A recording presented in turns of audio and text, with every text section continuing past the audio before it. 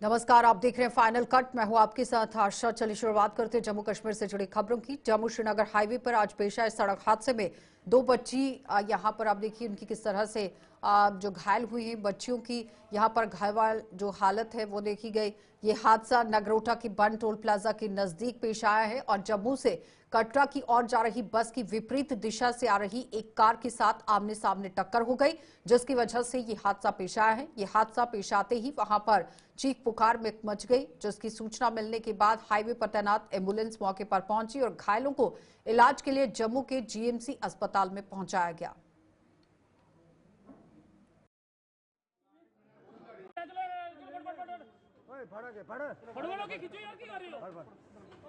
दो छोटी बच्चियां, एक उनकी माँ जो काफ़ी ज़्यादा सीरियस है। दो छोटी बच्चियां हैं। हाँ जी जी। और वो उसी स्विफ्ट गाड़ी वाले हैं वो भी कुछ पता?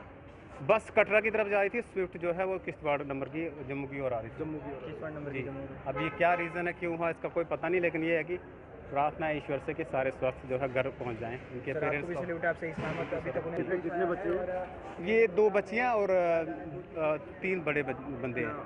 गंभीर हालत में? हाँ जी, गंभीर हालत में सीरियस है सारे। एक थोड़ा है होश में, बाकी फ्रैक्चर ही है। टोल प्लाजा के नीचे जो कंस्ट्रक्शन लाइन का काम लगा उस पर।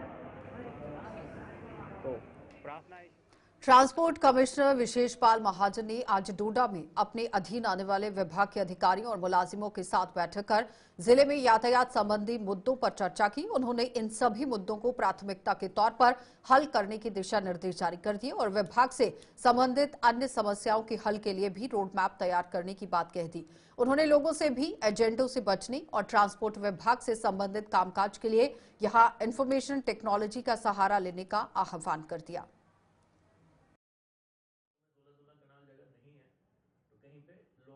ऑफिसर कौन ऑफिशियल क्या काम कर रहा है, कुछ लोगों के हमें शिकायतें भी आती थी, उसको भी लेके चर्चा की गई है। मैंने ARTO साहब को कुछ हिदायत की है, उसमें भी वो कार्य करेंगे। मुद्दा सिर्फ एक ही है कि कैसे स्ट्रीमलाइन किया जाए, कैसे ट्रांसपोर्ट डिपार्टमेंट का हर दफ्तर पीपल फ्रेंडली हो, फेसलेस हो, जिसके लिए हम कॉन्स्टेंटली काम करें। मैं फिर आपके माध्यम से ये कहना चाहूंगा कि अब आपको physically majority of the services के लिए ARTO RTO ऑफिस में नहीं आना है। आपका फोन आपका एजेंट है, वाहन सारथी परिवहन, इन चीजों का इस्तेमाल करिए। मोस्टली चीजें mobile based, OTP based, KYC है। इन सर्विसेज का बेनिफिट लीजिए, एजेंटों से बचिए, ताकि जो आपकी जायज फीस सरकार ने तय की है वही देना पड़े। ये बात आप लोगों ने संज्ञान में लाई है। IDTR जम्मू में हमारा जो तैयार हो रहा है वो हर तरह की गाड़ी, चाहे हैवी है, चाहे लाइट है, चाहे कमर्शियल इस तरीके की है, उनकी ट्रेनिंग देगा। लेकिन वो जब तक भी होता है ऑपरेशनल, अगर किसी ड्राइविंग इंस्टीट्यूट के पास वो सारा इंफ्रास्ट्रक्चर है जिसके लिए वो करना है, तो वो अप्लाई करें। हम उसमें जो रूल पोजीशन कहती है उसके मुताबिक परमिशन देंगे, ना केवल डोडा में लेकिन पूरे यूटी में। भारतीय जनता पार्टी ने नेशनल कॉन्फ्रेंस की सरकार के उस बयान की कड़ी निंदा कर दी जिसमें BPL परिवारों की वेरिफिकेशन करवाने की बात कही गई है और भाजपा का आरोप है कि नेशनल कॉन्फ्रेंस अपने चुनावी घोषणा पत्र में किए गए वादों को पूरा करने की बजाय आए दिन ऐसी घोषणाएं कर रही है जिनका कोई औचित्य नहीं बनता है। जम्मू में एक प्रेस कॉन्फ्रेंस को संबोधित करते हुए भाजपा की प्रवक्ता पूर्णिमा शर्मा ने सरकार से जायज BPL परिवारों को उनके हक देने की सलाह दे दी ताकि वो उनके लिए लागू हर योजना का लाभ भी ले सके। NC गवर्नमेंट की तुष्टीकरण की जो राजनीति वो शुरू से करते आ रहे हैं, आज पुनः उनकी स्टेटमेंट एक आई है कि वेरिफिकेशन करके BPL फैमिलीज को एलिमिनेट करना। आई थिंक आपके माध्यम से मैं रखना चाहूंगी कि 2013 में पहले भी केंद्र सरकार द्वारा एक मुहिम चलाई गई थी और 1.27 लाख जो हमारी बेनिफिशरीज ऑलरेडी BPL के एलिमिनेट किए गए थे जम्मू कश्मीर में से। आज ये बियॉन्ड अपने मैनिफेस्टो में जो इन्होंने वादे किए हैं, केरोसिन ऑयल देने का, शुगर उसमें इंक्लूड करने का, 10 किलो राशन इंक्लूड हर एक जन को प्रोवाइड करने का, उन पर काम ना करते हुए ये रोज एक नई से नई स्टेटमेंट देने का सिर्फ ये प्रोविजन जो इनके पास है ये वही करते आ रहे हैं। मैं आपके माध्यम से इनको कहना चाह रही हूँ कि ऑलरेडी जो फेक बेनिफिशरीज हैं BPL के, या जो हमारे उनको ऑलरेडी एलिमिनेट कर चुके हैं, मैं आपके माध्यम से यही इनसे गुहार लगाऊंगी कि जो भी हमारी डिजर्विंग फैमिलीज है उनको इंक्लूड करते हुए, ना कि उनको सफरर बनाते हुए, उनके हकों से मोहताज ना रखें, उनको इंक्लूड करते हुए बीपीएल के राशन कार्ड जो हैं वो ज्यादा से ज्यादा यहाँ पर बने, उन फैमिली डिजर्विंग फैमिलीज को उनके हक दिए जाए ताकि वो हर एक क्षेत्र का जो फायदा एक बेनिफिशियरी बीपीएल ले सकता है। विजयपुर के वार्ड नंबर 9 के निवासी ओम साई महाजन ने दिल्ली नोएडा साइकिलिंग फेडरेशन के अंदर यहां फेडरेशन के द्वारा जो आयोजित साइकिल रेस प्रतियोगिता है उसमें चौथा स्थान हासिल कर सांबा जिले के साथ साथ अपने माता पिता के नाम को रोशन किया है। ओम साई की इस सफलता से उनके परिजन खुशी से फूले समा नहीं रहे हैं। ओम साई महाजन अब दुबई में होने वाली अंतर्राष्ट्रीय स्तर की प्रतियोगिता में भाग लेने की तैयारी में है और उनका सपना गोल्ड मेडल हासिल करना है।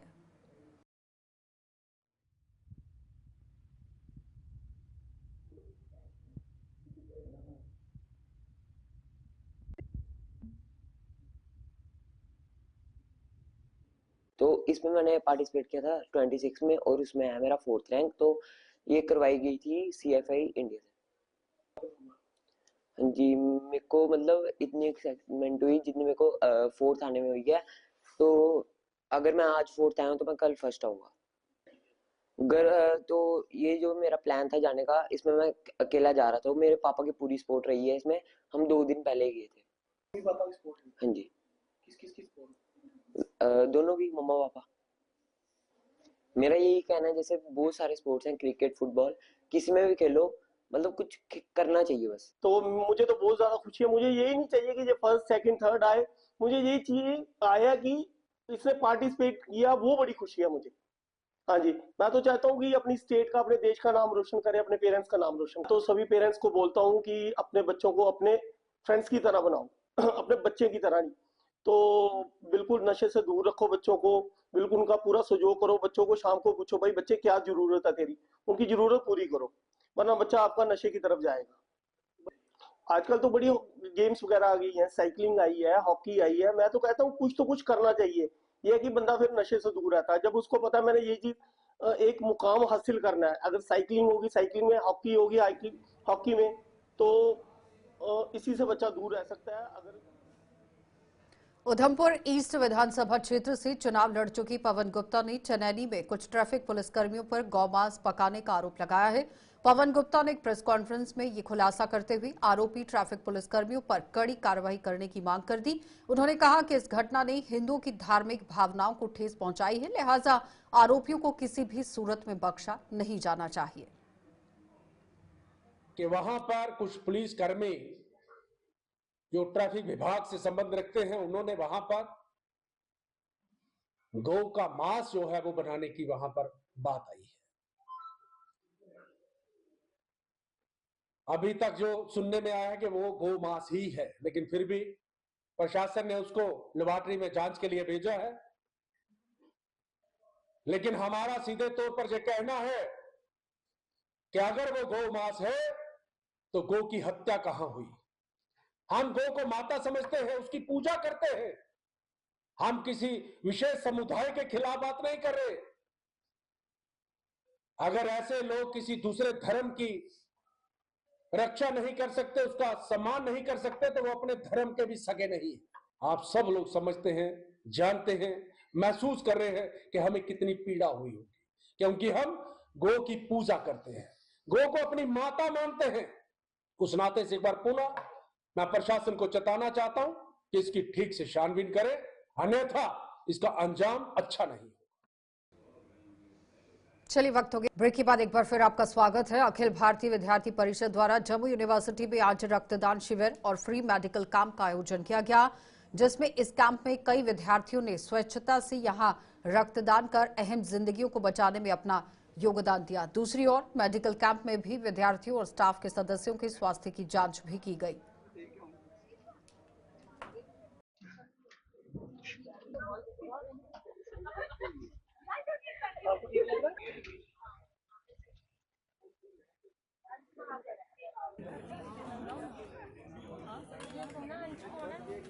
आज त्रिमूर्ति बलिदान दिवस के उपलक्ष्य पर जैसे अखिल भारतीय विद्यार्थी परिषद पिछले 40 सालों से हम ये ब्लड डोनेशन कैंप आयोजित करते आ रहे हैं और उसी तरीके से आज भी हमने ये ब्लड डोनेशन कैंप ऑर्गेनाइज करवाया है।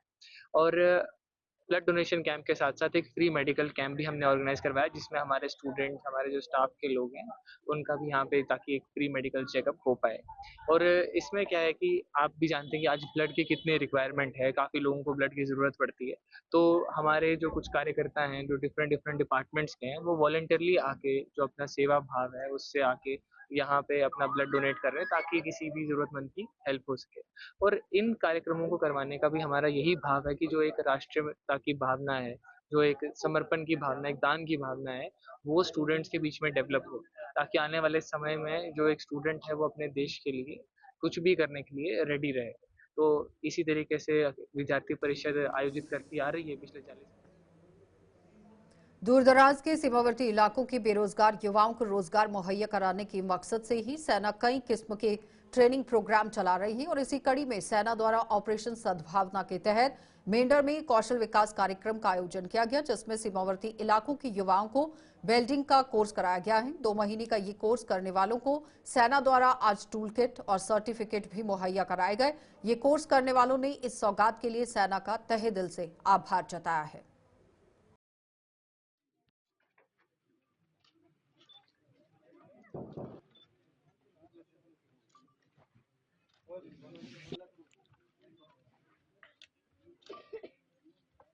कोर्स किया था। हम डपसी गांव के रहने वाले हैं। हमें भारत की तरफ से जो है आर्मी की तरफ से एक गिफ्ट दिया गया है जिसकी वजह से हम अपना रोज़गार चला सकते हैं। उसमें कुछ सामान भी दिया है हमें, जैसे वेल्डिंग का सामान है, प्लम्बर का है और व्हीकल का है। इसमें हम बहुत कुछ सीखें तो हम अपना रोज़गार चला सकते हैं। शुक्रिया।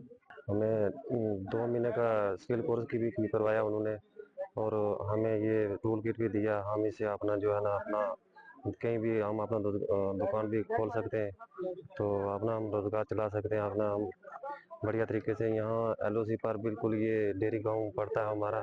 यहाँ पर सभी किस्म की कोई फैसिलिटी नहीं है किसी किस्म की। तो यहाँ हमें आर्मी की तरफ से जो भी होता है वो आर्मी की तरफ से हमें सामान कुछ भी है तो वो हमें मिलता है। तो हमें ट्रेनिंग भी करवाते हैं, हमें सब कुछ आर्मी की तरफ से मुहैया किया जाता है। सबसे पहले शुक्रगुजार हैं हम जिन्होंने हमको 2 महीने का कोर्स करवाया और इतनी मेहनत के साथ और हमें जो कोर्स करवाया आज अल्हम्दुलिल्लाह हम जो अपनी कारोबार खोलने के लिए तैयार हैं।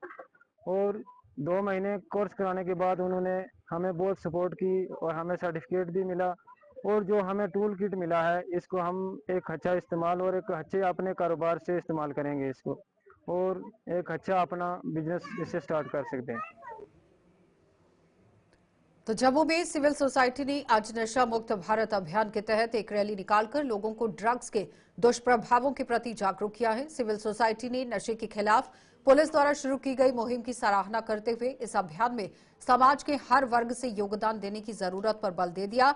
इसके अलावा पुलिस ने नशा तस्करों के साथ आप देखिए किस तरह से कार्रवाई शुरू कर दी है और उसके साथ ही इनके साथ कोई भी नरमी ना बरती जाए इसके लिए भी आह्वान किया गया। और बताते चले कि पुलिस पूरी तरह से सख्ती से कार्रवाई कर रही है जिसको लेकर बड़ी बात सामने रखी गई।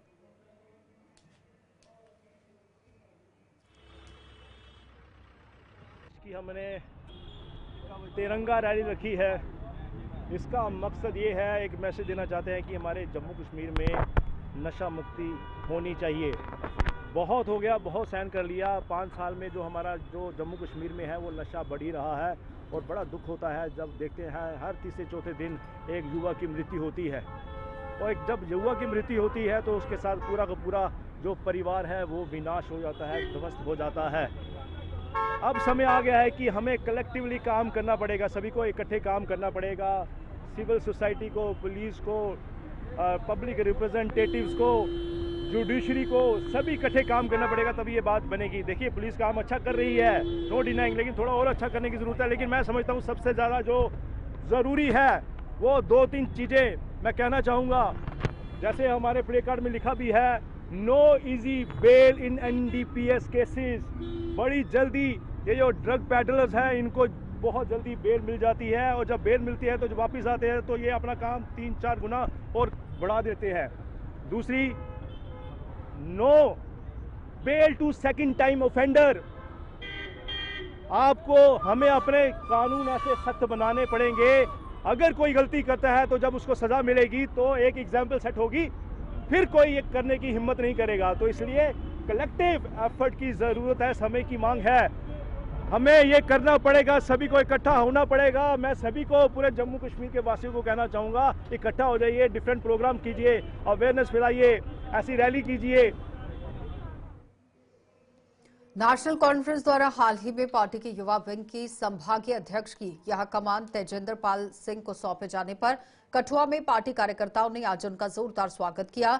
कठुआ में आयोजित कार्यक्रम में नेशनल कॉन्फ्रेंस के जिला अध्यक्ष अजीत कुमार शर्मा के अलावा अन्य कार्यकर्ताओं ने भी यहां पर किस तरह से तेजेंद्र पाल सिंह का स्वागत किया है। कार्यकर्ता वहां पर मौजूद रहे और इन्हीं कार्यकर्ताओं ने स्वागत भी किया, और स्वागत करते हुए उन्हें मिली इस नई जिम्मेदारी के लिए शुभकामनाएं भी दी गई। वहीं तेजेंद्र पाल सिंह ने यकीन दिलाया है कि युवाओं के उत्थान को लेकर वे हर संभव प्रयास करने को प्रतिबद्ध है।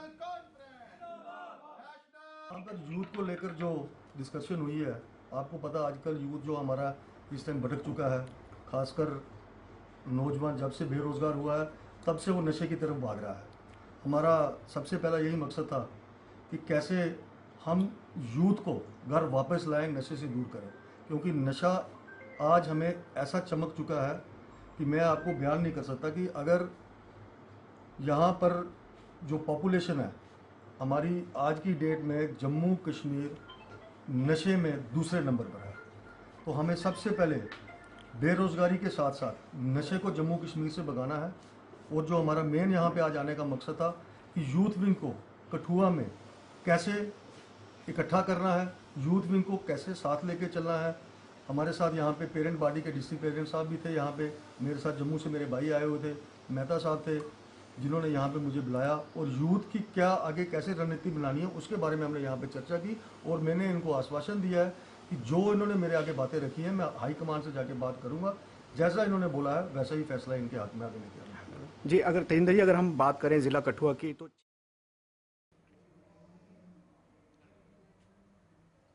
तो जम्मू में भगवती नगर से गोल गुजराल तक जाने वाली सड़क स्थानीय लोगों के लिए फिर यहां जी का जंजाल साबित हो रही है। पिछले कई सालों से इस सड़क को पक्का न किए जाने के बाद कई दुकानदार अपना धंधा बंद कर यहां से जा चुके हैं और कुछ दुकानदार अपना कारोबार समेटने की तैयारी में है। इस सड़क मार्ग पर कॉलेज सहित कई सरकारी कार्यालय चल रहे हैं, लेकिन इसके बावजूद भी प्रशासन इसकी कोई सुध नहीं ले पाया है। सड़क से उठने वाली धूल मिट्टी से लोग बीमारियों का शिकार हो रहे हैं और इसे विडंबना ही कहा जाएगा कि इसकी मरम्मत की ओर सरकार कोई ध्यान नहीं दे पाई है। बहुत ही बुरी हालत है। हम गवर्नमेंट से यही गुजारिश करते हैं कि इमीडिएट इसको बनाया जाए, मगर कोई सुनवाई नहीं है। 6 महीने 4 महीने हो गए, 6 महीने हो गए हैं और बहुत बुरी हालत है। बहुत ही असर पड़ रहा है सर। इसमें दुकानदारों को किराए नहीं निकल रहे हैं। दुकानदारी इस लाइन के सारे काम बंद हो गए हैं। एक मोटरसाइकिल की दुकान थी इधर, मोटर मैकेनिक था, वो भाग गया जहाँ से छोड़ के, और कितने भागने को तैयार बैठे हुए हैं। बीमारियों को दावत है और ऐसा स्कूल साथ है सर, छोटे छोटे बच्चे आते हैं इधर, तो पूछने वाला ही नहीं है इधर। यहीं का निवासी हूँ, कैंप गोल गुजराल का। ये जो रोड है हमारा, ये पिछले 2-2.5 साल से 3 साल से लगभग ये बहुत ही इसकी हालत खराब है।